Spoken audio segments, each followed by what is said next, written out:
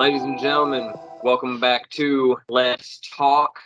I am your host, Joe Thompson. Co-host for tonight could not be here, John Finch.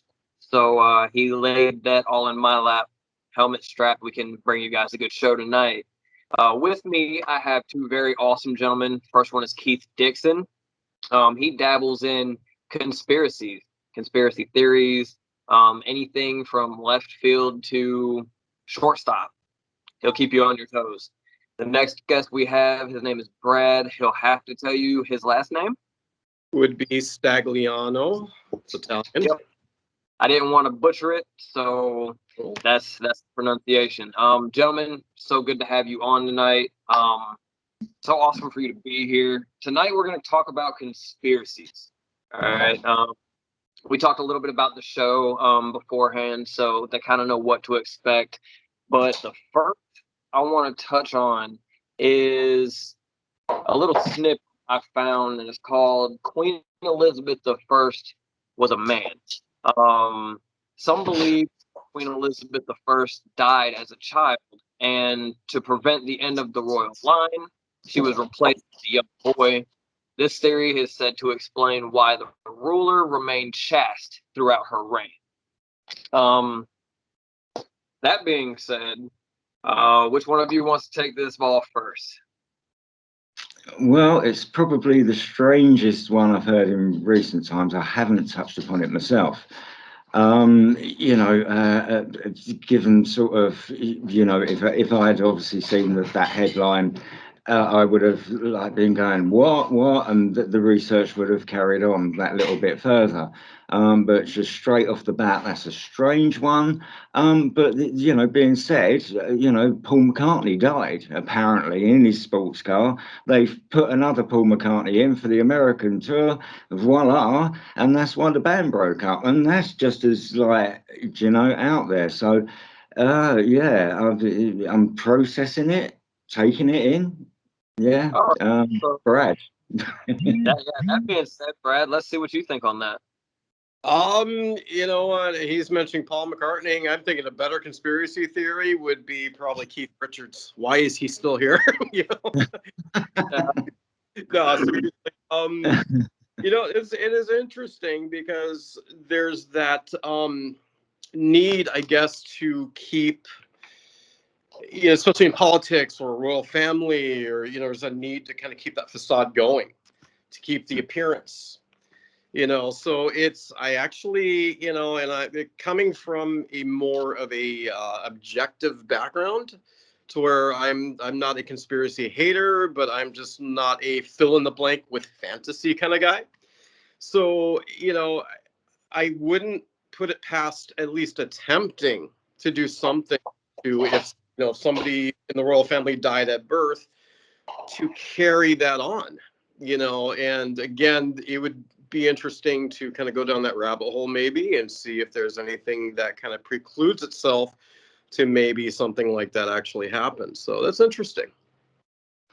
Yeah, I mean, no, I've got to say off the bat that I absolutely hate the royal family, bunch of thieves, and it is just sort of like, so anything's possible. They're corrupt. That's all there is to it. They've been robbing off like us British, since the monarchy. So it's just, there you go.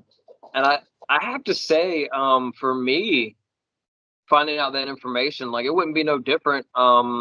Word is that Putin isn't the real Putin, for Russia's sake.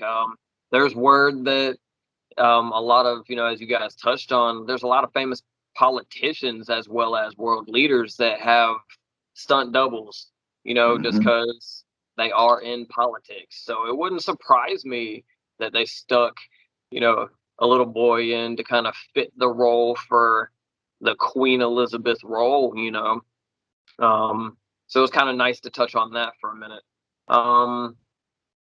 Apart from that, I'm gonna let one of you guys throw another conspiracy in before I touch on my second topic. Just to see what one of you guys might have on the back burner.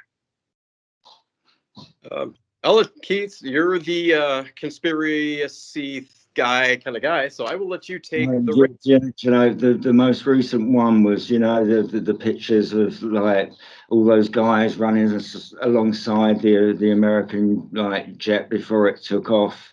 And it was just like they were fleeing the country. Well, the conspiracy was that was a blown up aircraft. It was just like an inflatable, wasn't the real aircraft. And on the side as well, as you guys well know about numerology and Masonic sort of signs and putting it out there in daylight, so only they know what's going on, but the general public don't read the numbers, don't read the signals. Well, that was slapped all across the side of the plane as well, a supposed inflatable plane, which is sort of backed up by many other things. That an inflatable tank suddenly appears on the internet, and there's inflatable jeeps and inflatable helicopters that you can buy, and it's just like, oh, okay, we've got one going here, and it's continuous cycle, and it's just something that you can get so drawn into and so set off in a different direction, i.e. UFOs and everything. How long has that been going?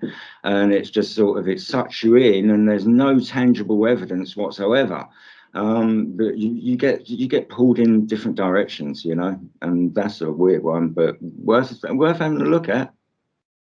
I'm glad you actually touched on that, because that was most recent. If you don't know, for those of our viewers who are watching at home, there was a thing in the Middle East. I don't remember if it was Afghanistan, Kabul. I don't remember exactly which area, but there was footage released recently of an aircraft, one of the many, that was taking off and was carrying with it not millions, but quite a substantial amount of civilians with it. And as it was taking off, you saw people dropping from the aircraft, and there's a lot of informative people out there who have said that, that is a hoax. That's just trick photography. It's, stuff that's been done before that nobody really cares to take a dabble and, check the information on. So, my only question on that, Keith and Brad, is if something like that happens, how can you get an inflatable to carry that many grown human beings into the air so high? You know what I mean? Like, it just seems. I guess if you're carrying along that line, that is an inflatable. There's nobody inside, and it's just a load of actors running alongside that plane. If you're, and everything, the world is a stage. Everything's staged. And I don't believe anything that's on the mainstream media. It's just the way I am. I hear things. I don't buy newspapers or watch TV. It's just sort of, it's just one of those things. So when you see these things, you're going to question it, you're going to look into it. Could I really be bothered to see whether that was an inflatable plane? To be honest, no. There's so many other people looking at it, and it didn't deserve my time. So and there's a lot of these things that come up, and you just sort of think, okay, it'll let you get on with that one. Do you know what I mean? Because it's really, you want to try and deal in facts. You want to try and keep things factual. You can't sort of like go on a tangent believing in myths and theories and nothing tangible. If there's nothing tangible, then you have to push it to one side. You don't totally shut it down and say, I'm not going to look at that again, because something might come up in the future. There might be a massive UFO hanging over London tomorrow. And I'll be like, so you just sort of, you look at these things, objectively, you look at both sides. You don't just believe the mainstream media, you look at the other side. And that's the point of, growing as a person and understanding where you are and what you are and, what is actually around you in your life in this system that we're given to live in. And when you look at it functionally and about all these things, it's just work, buy, consume, die. And everything that we're given by the mainstream media is just how to do that and encapsulate us into that. And then you've got, the invention of fake news, to hide many things at the time. And so now we're all classed as conspiracy theorists, a word that I hate, a word that is supposedly derived from the CIA. So you've got to sort of take into account that we are just given all this information, and people don't look at the other side. you know. So it's good that there's people that actually do. And no matter how crazy the conspiracy theory is, at least it gives you an option to, think with your common sense. Look at the Outside subject the box, bro. yeah. Nice. So So we've heard a little bit from Keith on that subject. Brad, I'm gonna wheel it over to you, buddy. It's new information. Just to kind of make it clear for the viewers out there, it's new. I kind of sprung this on these gentlemen last minute. I heard great work. Yeah, you're welcome. So yeah, Brad, take it off, buddy. Let's see. What do you think?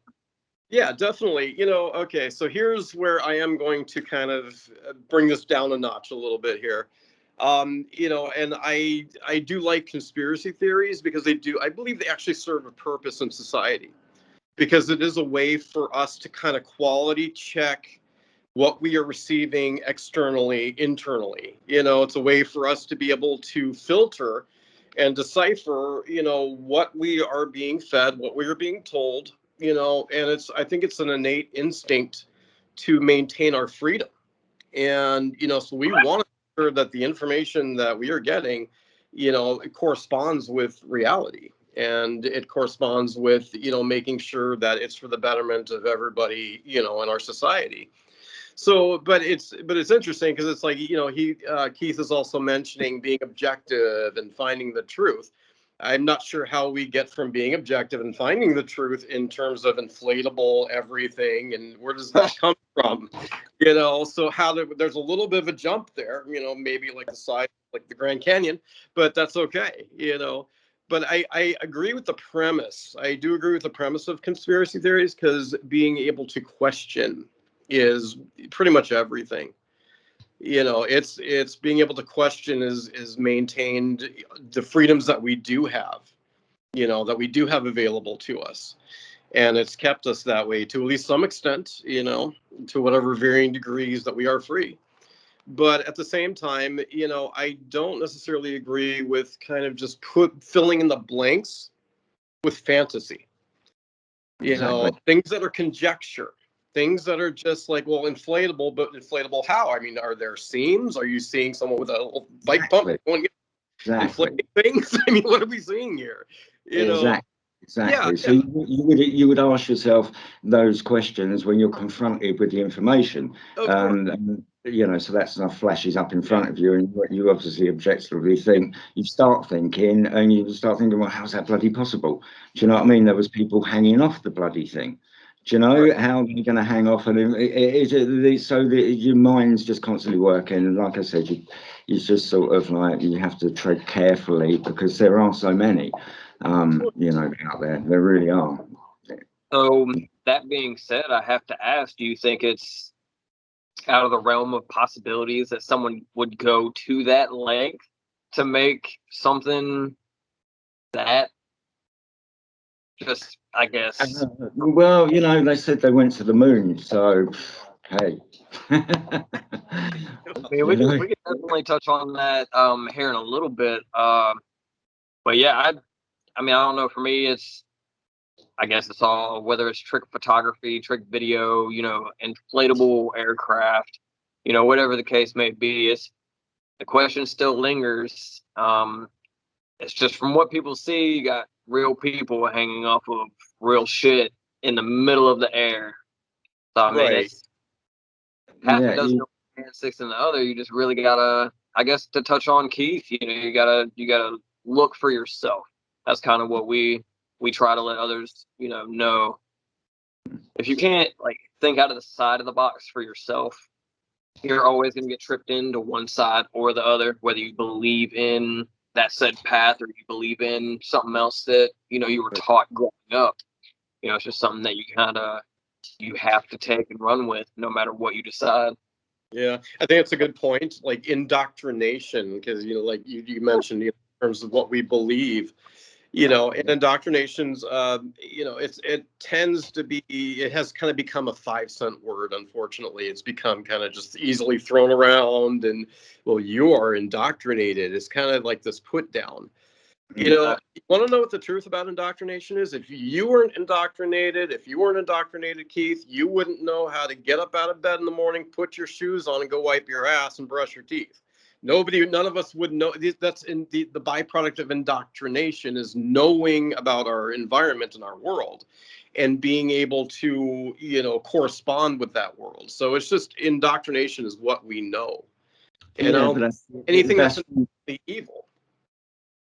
Yeah, but that's the information that we're given, Yeah, and of course. so Yeah. we just sort of learn by that, and then but we never question that there's the other side of the fence or the other side of the coin, which Sure. there always has been, and we're so sucked in from the mainstreamed, from the start, from our schooling and everything else, and we're given everything on the news, and then our television programs that are so twisted by design to twist us by design. So questioning everything is a good thing, Yes. but sometimes you can be questioning the wrong things because there's more important things to hand. We all know that there's corruptions in wars, and there's always a reason why the leader's overthrown. And if you look hard enough at the subject matter, you're going to come out with stuff that you weren't told by your BBC. A totally different narrative from what you're told from your BBC, but you've got to go look. You've got to be prepared to look on the other side of the fence. But people do take it a little bit too far sometimes. Yeah.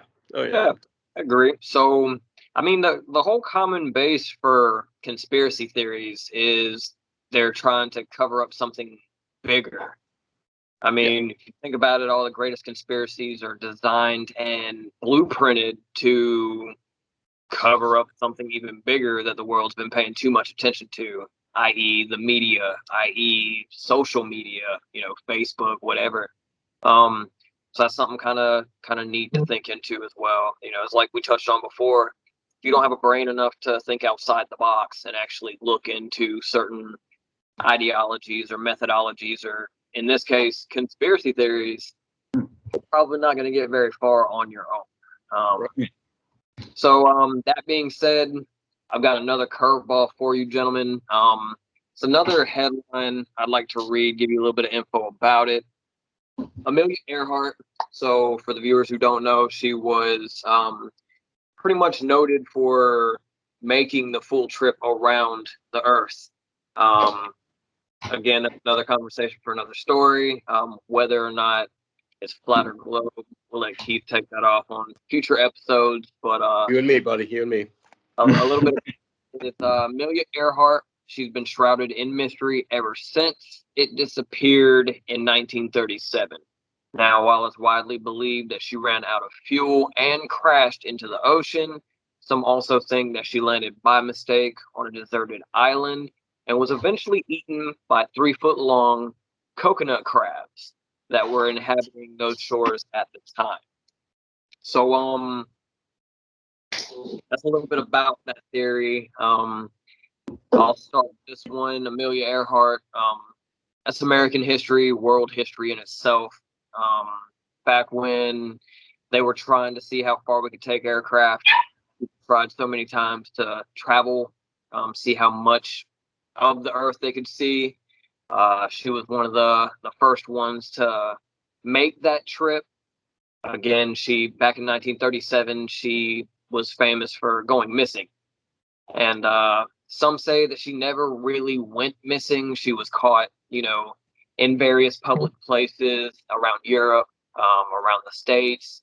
And then there's the other side of the coin. She was noted for, maybe she crashed her aircraft into the ocean somewhere. Maybe she landed on a deserted island and now allegedly eaten by 3-foot-long crabs. I'm gonna let one of you guys touch on it next. Who wants to take this bet? I'll take it. And other than me wanting to go to Red Lobster right now, because now I'm hungry a little bit, but ultimately, it's interesting because I think the majority of the time when anyone is even in the air, when they're flying, mechanical problems, the potential of running out of gas, especially with a small engine, plane or something like that, would probably be the probability. But it is interesting to also ascertain what would happen if she was going to be in a crash landing and knew that she was not going to make it and had to set down on an island or something that she was not familiar with. And then if that did happen, how long would she be able to survive? How would she survive? If she actually landed safely enough to survive the crash. So I don't think that there's much credential to that in any respect or form, but most likely she just went boom. She probably just lost it somewhere. So probably it's probably not much there, but it is interesting to entertain. Heath, what do you think? Yeah, it's something I sort of touched upon many, many years ago for obvious reasons.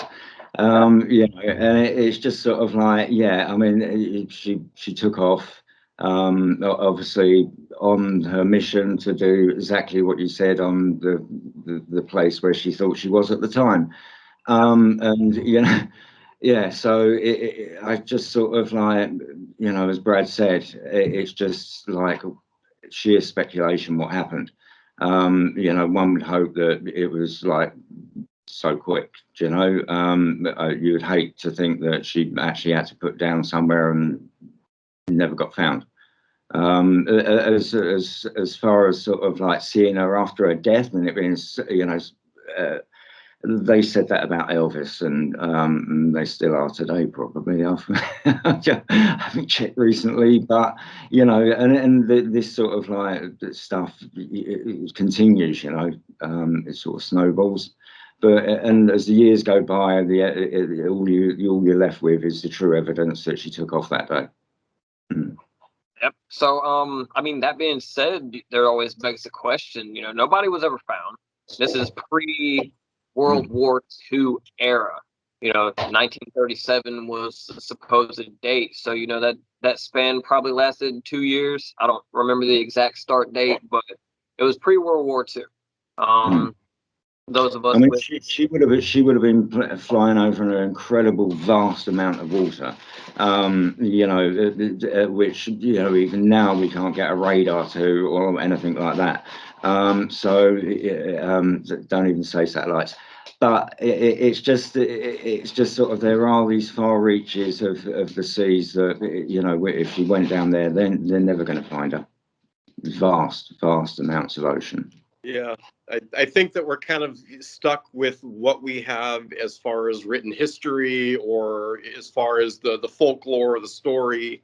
I think that's kind of where it stops, unfortunately, because there's just not much more after that, And then, I will kind of segue a little bit, though, because this kind of brings us to an interesting juncture because, in terms of recent history, I think it was like the late 90s, early 2000s when we started to realize that a lot of the stories, a lot of what we've been taught through, history and through the educational system, that not everything is fact, not everything is factual.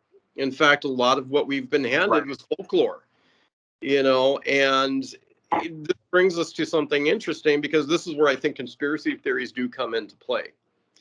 And I think that's where they serve a purpose is to, okay, so now we've got to go back to these points in history, these things that have been taught and articulated to us in kind of a curriculumized educational system. Mm-hmm. And you know what? I think it's maybe we should kind of go back and not necessarily fill in the blanks with campfire fantasy and Sasquatch and this and that and everything, but at the same time, I think we kind of need to take a good look at what has been fictionalized and what is actually where we may be able to pick up where things were left off and find, what may have actually transpired through history instead of just passing along folklore as truth. Very true. Very true. I definitely, agree with that. It's like you said, it's pre-war era, and there was so much damage and carnage in World War II, followed by Korean War, Vietnam War, so many countless wars afterwards. So actual war.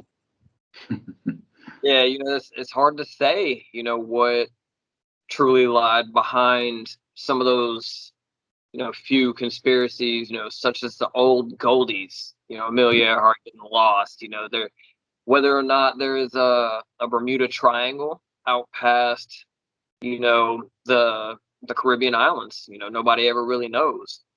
And So, there's a conspiracy theory about that might interest you, and it's like that's where NASA land all their like disposed rockets that they're not really sending to wherever, and so it just goes on, intensifies. They sort of like, loads of aircrafts go missing there, but there's also this, oh, that's where they chuck all NASA stuff. That's why you can't go there. That's why it's so bloody dangerous. And so you got to look at these things objectively, because some of them sort of like, but the oldies, they're definitely like ones to sort of like ponder. Yeah. But yeah, for sure. I was doing a little bit of research, kind of. That's why my camera was acting all crazy, because I found another theory that will go right up both of your alley, and I think this might spark a pretty genuine debate. We touched on, I know Keith mentioned satellites a few minutes ago. Are both of you familiar with the Black Knight satellite? No. No? No. Okay. So, just a little bit about it. There is word that the Black Knight satellite is secretly an alien spacecraft, and it says conspiracy theories are wary of a space object that has become known as the Black Knight satellite. And while experts at NASA insist it's just space junk, some believe it's an ancient alien spaceship. So, I mean, that throws us into, I don't want to touch on this specific subject in the way Keith is like thinking, because there's only nothing to do with that. But I believe there could potentially be an alien race. I mean, what do you guys think? Brad? Okay. You know what? I would tend to kind of not necessarily agree with the whole satellite thing, but I do agree with the alien race aspect, because I think we would be foolish, and we would also be very, very naive to think that we are the only living beings in existence. And this is the one area that I will go down the rabbit hole, because there has been so much throughout the last like 40, 50, 60, 70 years of things like sightings and Area 51s and things, like areas where things have been, maybe conducted, things have been going on and kind of maybe even hidden. But you know what? I think that there's too much of that out there, kind of, pre-internet and everything, to where I don't think we are alone. And I don't mean that like in, X Factor type of way, but I think that, we're biologically, we're not the only living creatures, even on other planets, because other planets that would have, and we're not going into the planets are imaginary and government, and I'm not going into that. No, don't slap me. It's all good. I will say only because I see Keith antsy in his chair. I know. Let him touch on this, because if I don't, his head might explode, and then we won't have a guest for our another segment. So, Keith, where'd you go? I'm interested to hear this, my friend. Let me hear it. Guys, listen, they're pushing it hard. They are pushing it so hard recently. And yeah, when you're sort of like, it's just. I've looked really, really hard and intensely at this a long time ago, and looked at all the videos and the old guy out on his farm. He's had people down there, and the first incidents with Betsy and Bob, and they're in the field, and then 2 hours have gone by, and every sort of like angle, and I just sort of like, and it's sort of like I had to put it to one side, because there is too much of it. It was too much of it, and all the time that you're looking at this stuff, you're waiting for disclosure. You know, Stephen Greer, and you're waiting for that disclosure, and you're really thinking the next minute, and you're looking up at the skies constantly, and you're seeing this stuff, and you're not quite understanding because you've not looked at the skies before.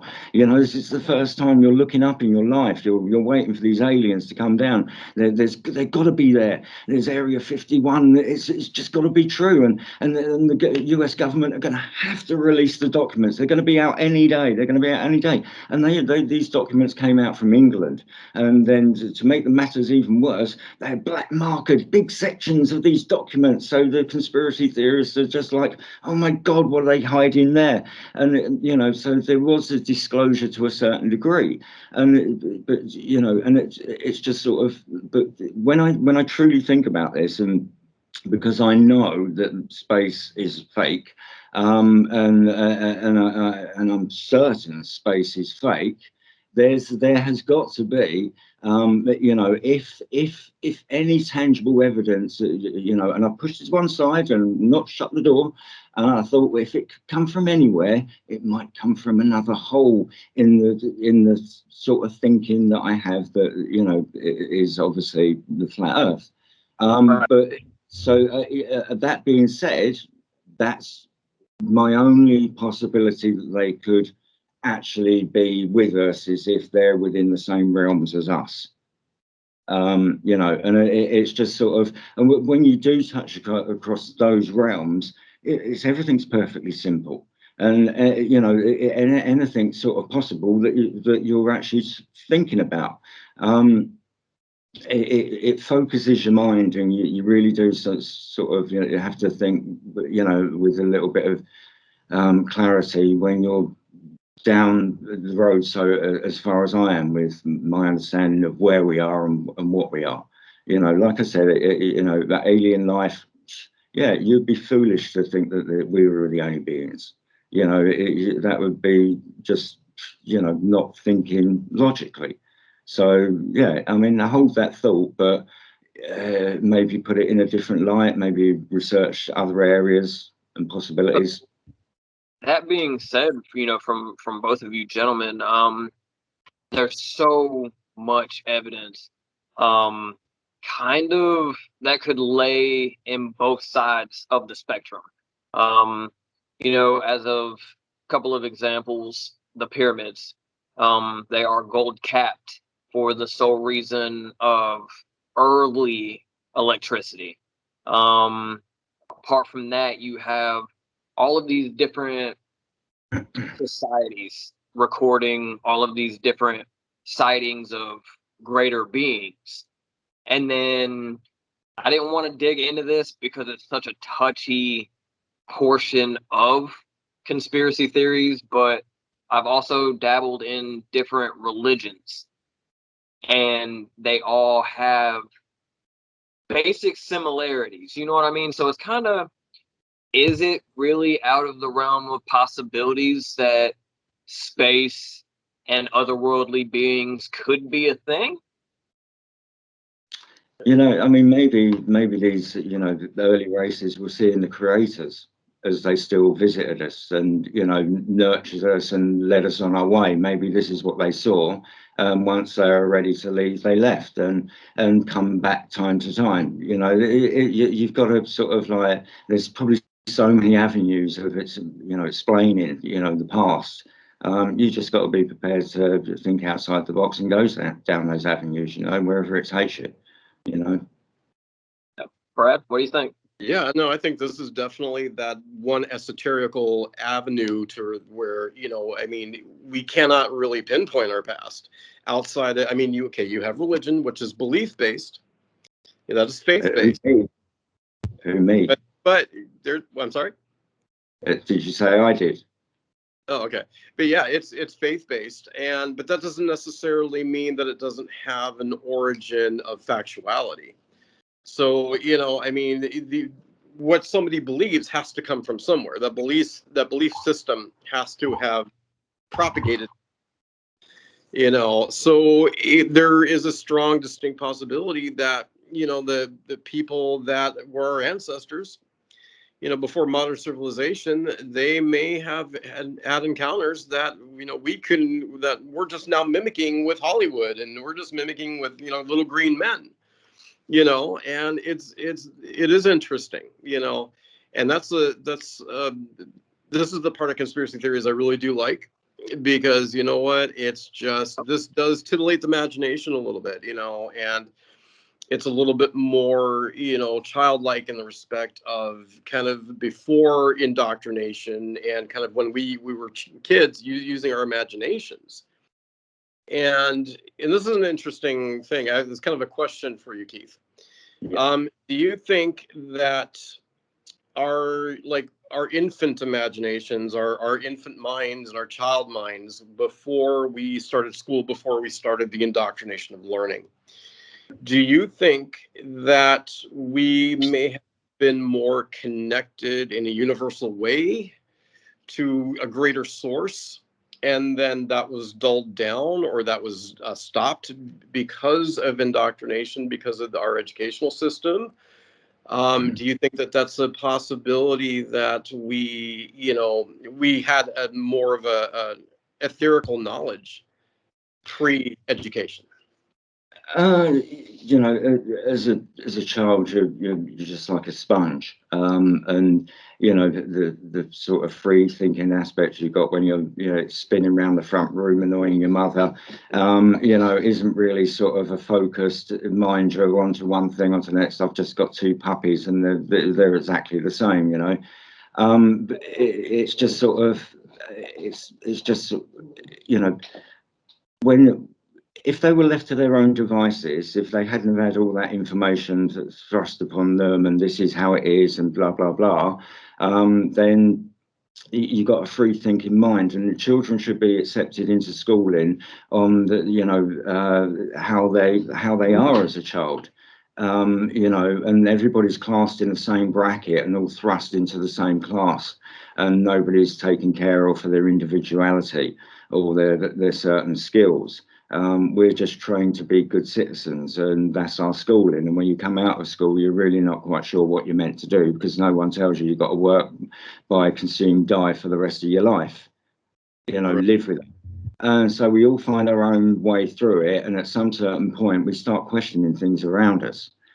So it's just sort of at that point you start realizing, that you're in deep. And if you're going to find your own happiness, you're going to it's going to be a battle. Every day is going to be a battle.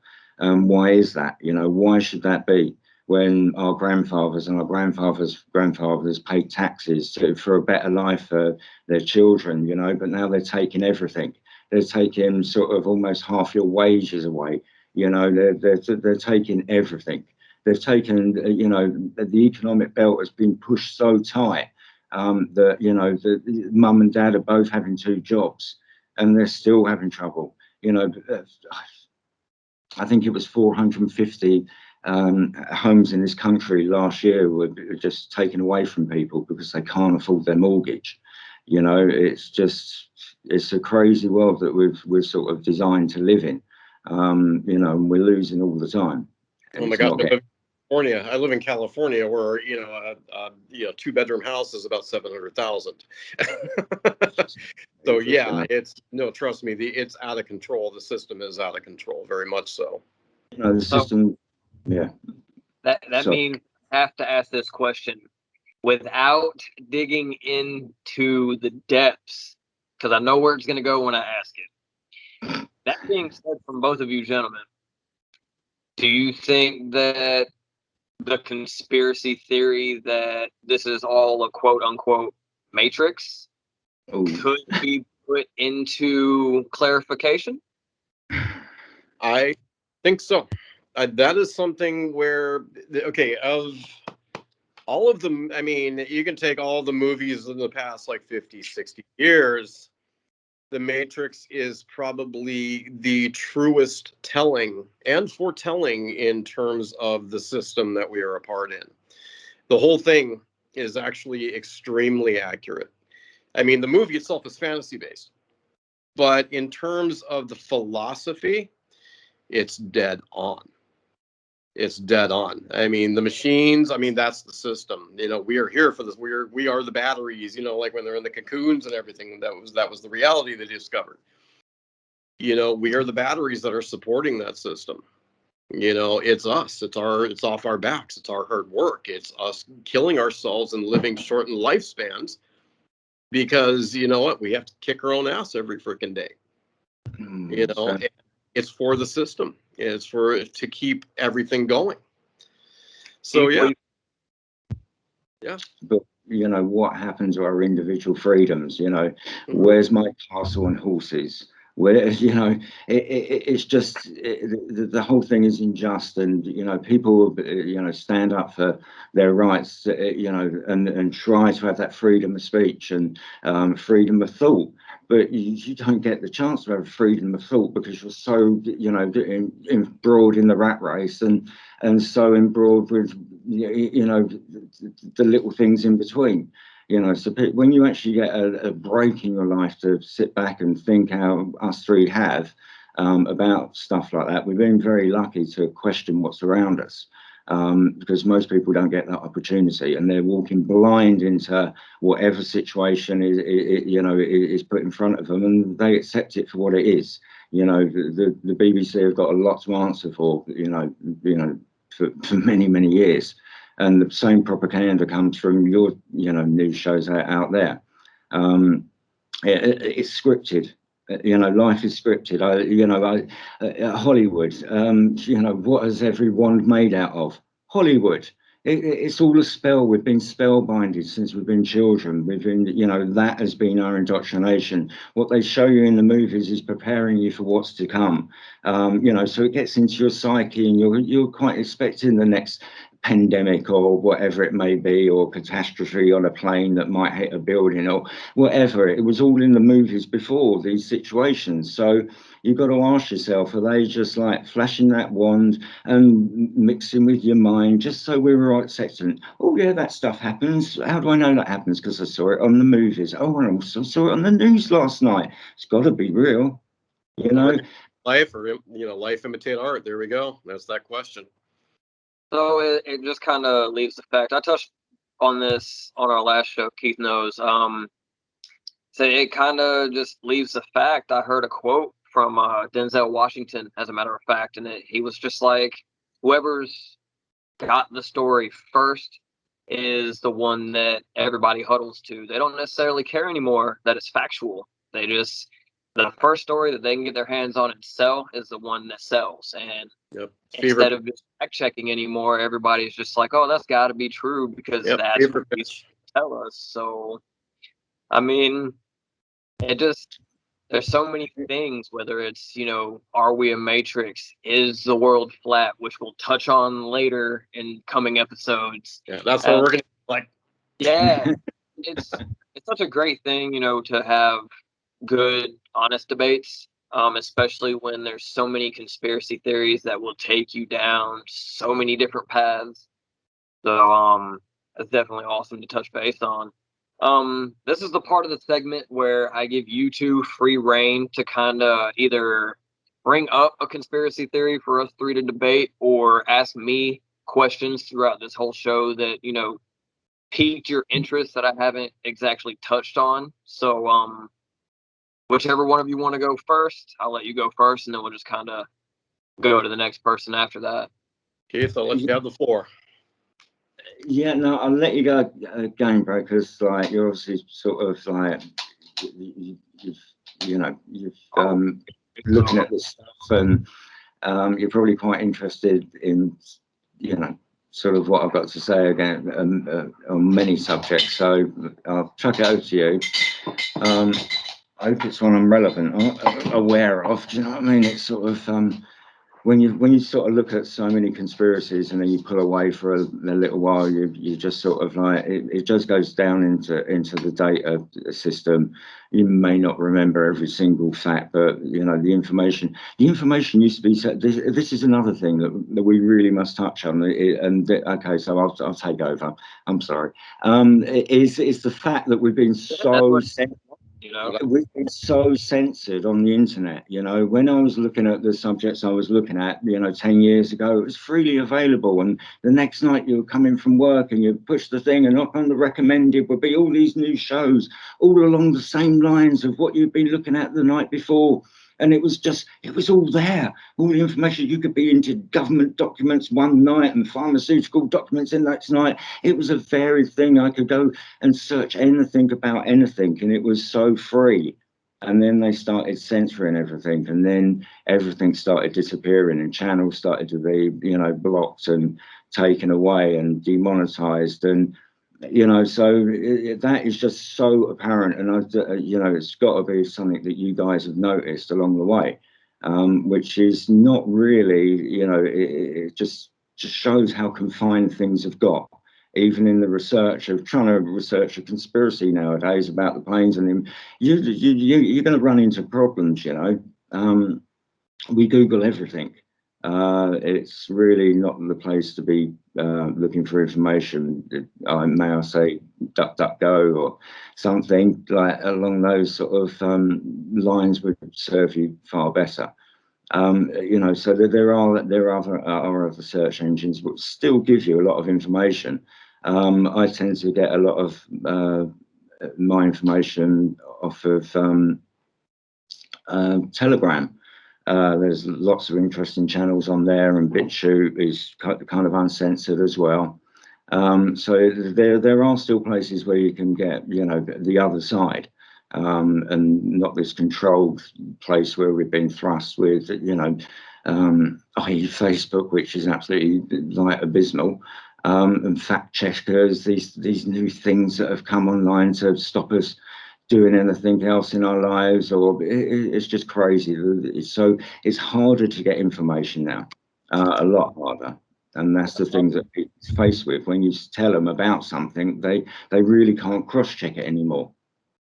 I think before I pass it off to Brad for his rebuttal, I think that it has a lot to do with cancel culture, especially past 2020 into 2021. We've heard a lot of, again, the quote, cancel culture. There's so much that has to do with the media, again, so much to do with the media outlets, transfers of powers within the upper areas of our government. But Brad, I mean, what do you got for me, my friend? Brooke, a little side note here. I think there are some of your viewers that are probably going to be a little disappointed. They're probably expecting this, and it's it's not, because I have to add, the past like two shows that we have put out, they're friendly debates. All of our shows try to be super friendly debates, but as Keith saw last time, they tend to get a little bit heated because we're all so passionate about what we've like absorbed over the past, for me 30 years, for Keith a lot more, for you, a lot more. It's just when you get that much information together, sometimes it gets a little bit warm. Well, yeah, when you're 800 years old like me, I mean, my God, I mean, if you sat behind Jesus in second grade, there could be a reason behind that. Yeah, that's true. True. No, what I will say is that I think we are in a very interesting and unique time. I mean, we are like literally at a crossroads right here, very much so.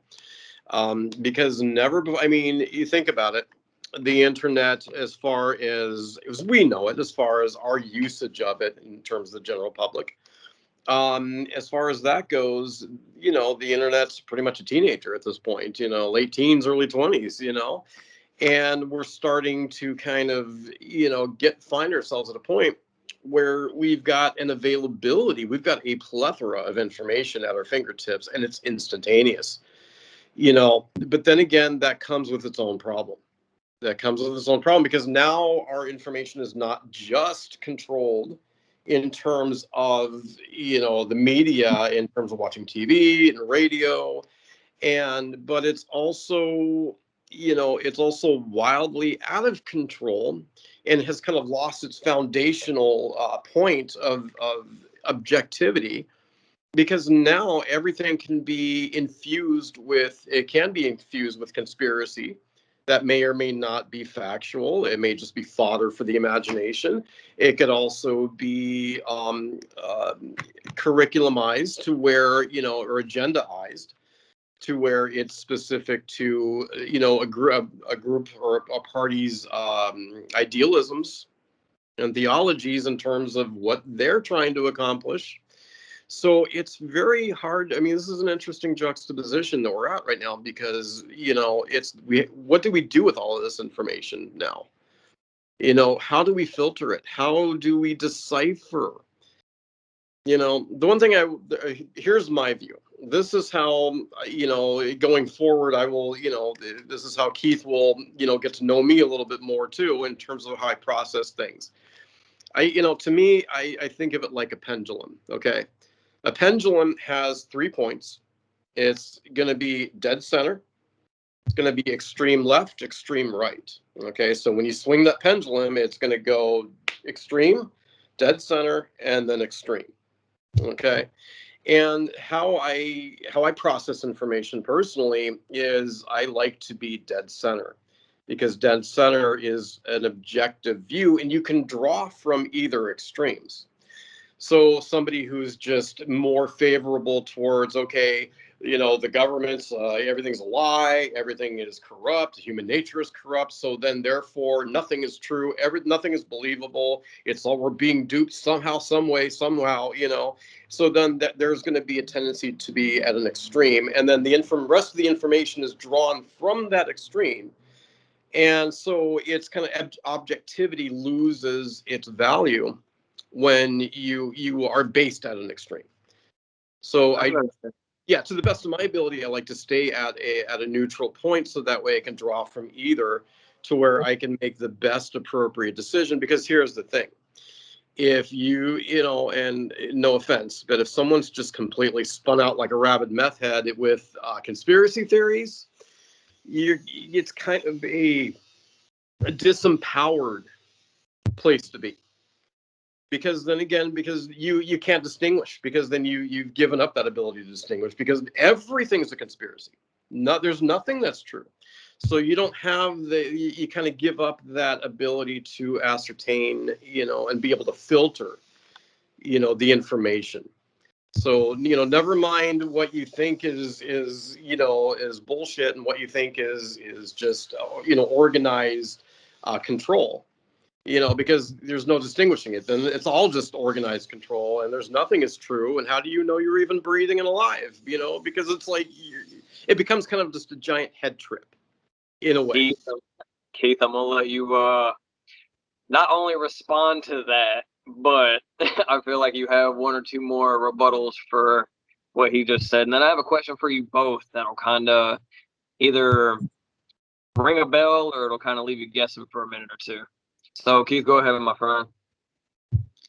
Yeah, it's just sort of, I think along a similar lines. It's just sort of like there's in my mind, it's like for real. We're playing this game for real, and everything around us, you've got to sort of take it for what it is, and we know what the main pointers are, why everybody in the world is unhappy. We know why we're all, fighting for the money every day. So these sort of things aren't conspiracies. These are facts. These are your life. This is what you're living. That ain't no conspiracy. That's real. And so there's everything that is around us, and you've got to ask yourself, why are we suffering so bad? And it leads you to the answers, because your governments are corrupt. They're lying to you. They always have been, and the reason they're doing that, well, the answers are clear. So these aren't conspiracies. These are facts, and there's the paperwork. There's some history. After all, that only the winners write history, so the rest gets scrubbed. So it's very hard to pinpoint bits and pieces, because all we've got is what's presented to us. But you've got to understand that the main point that any of us would be questioning anything is because there's something wrong. And if there's something wrong, then you're an intelligent person to be thinking and questioning why, and not just accepting it and carrying on. So, there's important, stuff out there, but our lives is not a conspiracy. And what's happening to us and what we've been put through is not a conspiracy. It is real. And there's people fighting for our freedoms. There's people out there marching in Australia today, getting taken down by the police hard for just trying to speak out and fight for their families, fight for their children, fight for their freedom. And in London, there's another one coming up on the 28th of March, 1 o'clock, central London, Trafalgar Square. And there's going to be over 1 million people there. But does the press ever get to see that? No, they don't. They don't see the millions of people and how we shut down London. I was on every big march last year, fighting for your freedom, your children's freedoms, my grandchildren's. I've got 5 grandchildren's, 3 kids. And this is what a reality is. Conspiracy this, conspiracy that, but you got something that people would say, oh no, that's a conspiracy about your government. No, it's not. You're living it. Time people to wake up. One point to that. Sorry, if I could just add one quick point. Oh no, this is going to seem kind of left field, and it's going to seem like, what does this have to do with the price of tea in China? But it does parlay into this. Okay, it makes sense, and I'm going to kind of piggyback on what we're on to right now, and it'll make sense why I'm asking this. Okay, I work in the financial industry. That's my main gig. Okay, and it's because I have been around the industry, because I've become aware of it, it's kind of clued me into certain things.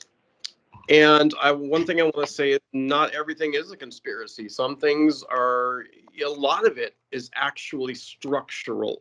Things are actually built into our system. And it's not a matter of conspiracy. It's just a matter of being aware and cognizant of these things that, if we are aware of these things, we could actually hedge the system to our benefit, not in a selfish way, but we can hedge them to have a better quality of life if we understand these things. And one thing that kind of clued me in, I discovered this, and I was just like, I realized we don't really pay attention very closely. We don't pay attention. I mean, here we are digging so deep in these conspiracy theories, quote unquote, and yet we miss the very finite things that could actually improve the quality of our lives if we were aware of them and how to actually hedge them to our benefit. One thing I'm going to ask both of you, it's going to seem like out of nowhere, has nothing to do with anything here, but the word mortgage. What does the word mortgage mean to you? You've been lent a property. Okay. You're never going to own that property, ever. Right. That's an aspect. That property wasn't brought with, funds or money. It's just numbers on a screen. That's what it means to me. Okay. And Joseph, what does that mean to you? Oh man, I don't know the definite, because I've looked into it a little bit, but it's just nothing more than paying the bank back money that they had given you to purchase the home and or land in the first place. Okay. No one is wrong here. But I will tell you, so this is where the power of paying attention to words, and this is where I'm trying to go with this, because things are more systematic than I think we realize. The word mortgage, it's prefix and suffix, mort and gauge. Okay. Mort, what does that sound like? Oh, let's see, mortality, morbidity, death. Okay. Gauge, which is the suffix, would be technically an agreement or a measurement. In terms of a mortgage, in terms of financial language, that would be a measurement of time. So basically, and it's also is an agreement, a signed agreement. So when you're signing a mortgage, you're signing an agreement until death. That's what that word actually means. And that is pertaining to the amortization of the interest in the loan, compound interest, meaning that what you are signing is debt that's never meant to be paid off. It's meant to outlive you. So, and the reason I'm bringing this up, and I just like, what was he talking about? What's he talking about mortgages? But at the same time, what this is really pertaining to is just the way that the system is leveraged. And it comes back to the matrix, and it comes back to the understanding that we are basically here to support the system. You know, we are more valuable to a mortgage company, completely indebted to them and defaulted to them, than them never having known our name because we don't have a loan with them. So, you know, it's just about leveraging. And if you understand these things, and it's like, wait a minute, I need to put myself in a gainful position to be able to pay these things off, to get out from under them, then you start climbing, you start climbing, you start climbing. And then to a certain extent, you are able to buy your freedom to a small extent. Now, you're never able to actually buy it, though, because real estate, real is of the land. The land. You get into the whole aspect of debt, and then you become, you know, down that rabbit hole of debt free, that whole lifelong battle. So, exactly. So I have to ask both of you gentlemen, to kind of round it out a little bit. Ever since everybody found out that you can edit information on the infamous site Wikipedia. Now it has been known that you can edit information on the internet as a whole because, surprise, surprise, it's the internet.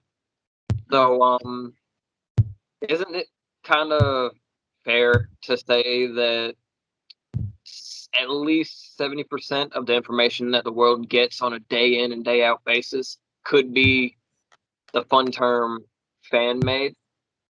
So that way you're literally learning this information, whether it's fact or fiction, from other individuals who may or may not have, looked deeper into the information they're posting.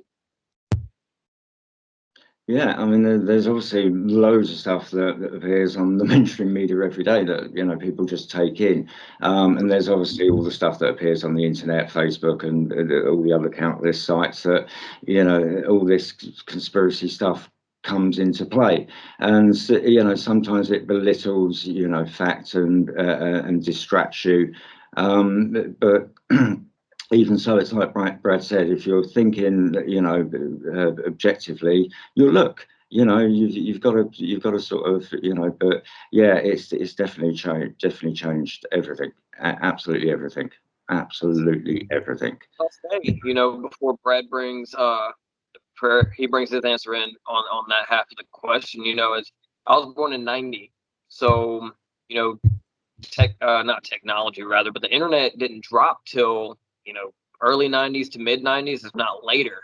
And then we all know the infamous 2K crash, where everything dropped in 2000. They called it the internet bug. But I mean, it's just so crazy watching it unfold. A little bit of a side note too that you both would find interesting. They have officially made walking robots. Oh yeah. And Tesla is talking about making a full-fledged body robot in the next couple of years, if I read the information correctly. I'm not saying I did, but if you're curious, definitely research it. Brad, go ahead.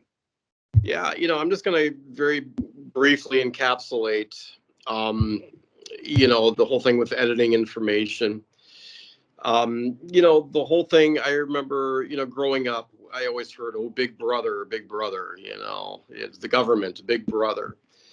There's an irony in there, though, especially with the internet and being able to edit information and to be able to sway that information to whatever direction any individual or group wants to sway the information towards.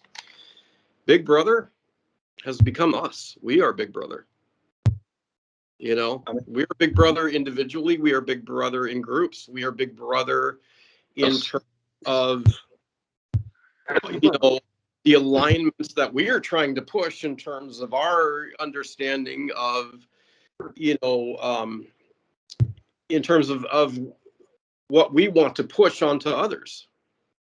I mean, we've become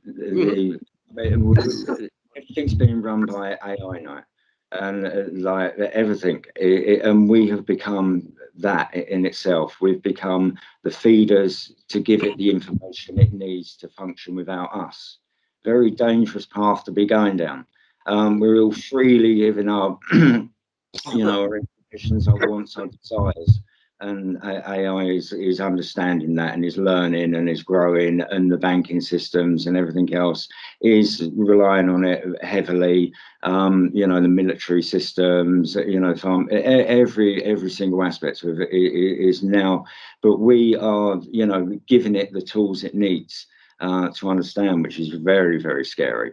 You know, our imaginations can create whatever we want. We've seen that since the invention of the PC, and now us holding Star Trek phones in our hands better than, you know. So we think these things, but are they necessarily good? It's true. It's true. In fact, I've noticed the way that information is is actually imparted now. It's almost like dropped. It's almost just dropped, in social media. And then they let us take care of the rest. They let us, freaking fight over it and go crazy over it. And so almost divide and conquer in nature, isn't that? It's kind of just like, yeah, let's just drop shit on them and let them just, tear each other apart. And while they're busy doing that, then shit's going on. Big money's changing hand behind the scenes. Power's changing. Well, it's like we touched on earlier.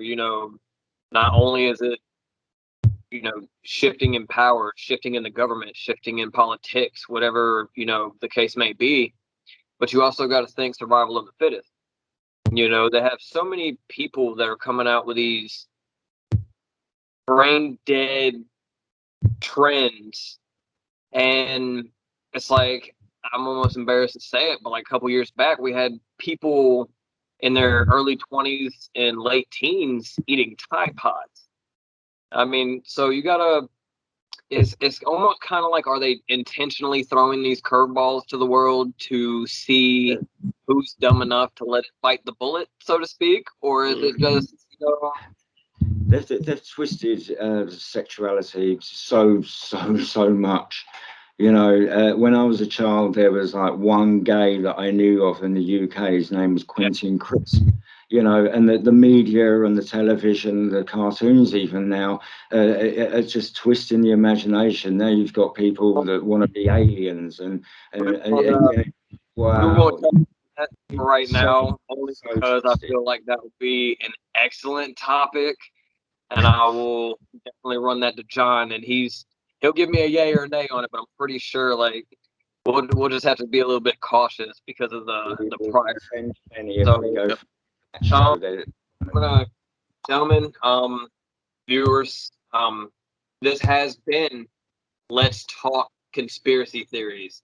It's been an outrageous ride, man. We've taken everything, over the past, I think we threw out a handful of topics. Make sure that check us out everywhere. YouTube. I'm also pushing this on my audio podcast. It's called the Pine Skull Project. It's available on Spotify, Google Podcasts, wherever your podcasts are found. Keith Dixon, once again, Brad and his awesome Italian last name. Please make sure you check this out. Like, comment, subscribe. You'll find me on social media, unfortunately.